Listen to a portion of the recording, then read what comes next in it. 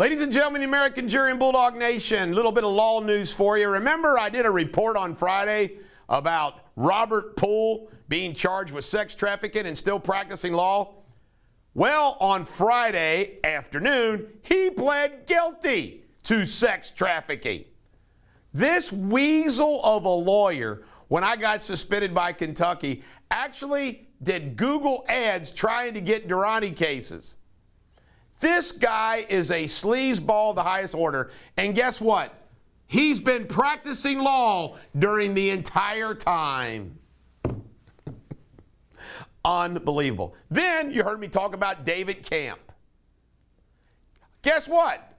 David Camp, I was told, is now working at Dinsmore and Shoal.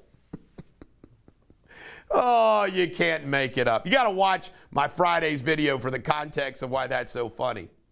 And then I got to share some little issues about lawyers that is just, it's just so symbolic of how awful they are. Once upon a time, there were four doctors, I take that back, 4 doctors, or no, was it 3? 3 or 4 doctors, I forget now, who signed a letter to go to the Ohio State Medical Board about Dr. Durrani. 4 of them signed the letter. Do you know why the letter never got sent to the Ohio Medical Board? Because the lawyers for University Hospital said, don't send it.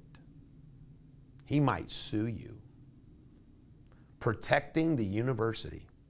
So those doctors never sent the letter to the Ohio Medical Board. And Dr. Durrani could have been stopped and lives saved from his butchering. Corporate lawyers stopped that from happening. Then there's the way, see, you have to understand something. I not only hate the big defense law firms, I hate these phony, quote unquote, plaintiffs' attorneys that all they care about is making money. And like the car accident factories and these other places, and they act like that they're all, see, every bar association, every state has a bar association. They also have a plaintiff. They're usually called the Justice Association, the Ohio Justice Association, the Kentucky Justice Association. And they're the plaintiffs' lawyers. And these guys are as bad, in a lot of respects, as the big defense attorneys. You can't make this up. Alan Statman, well, actually, it wasn't Alan Statman. At the time, it was Fred Johnson working at Deters Law. It was just Deters Law.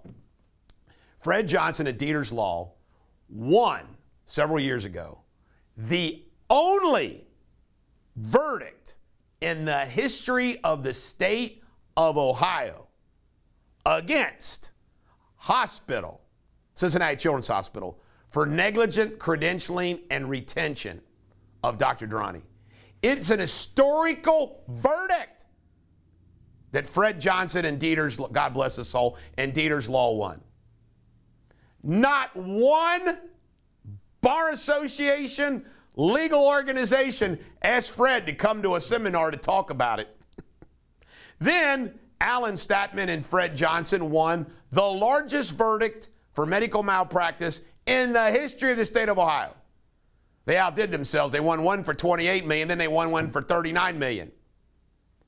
Nothing from the plaintiff's bar or the bar association. Alan and Fred weren't asked to come speak at any seminars. You see how it works?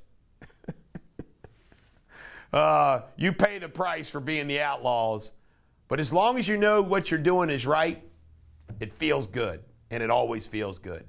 This is the Bulldog. Every dog has their day. I hope you have a great day.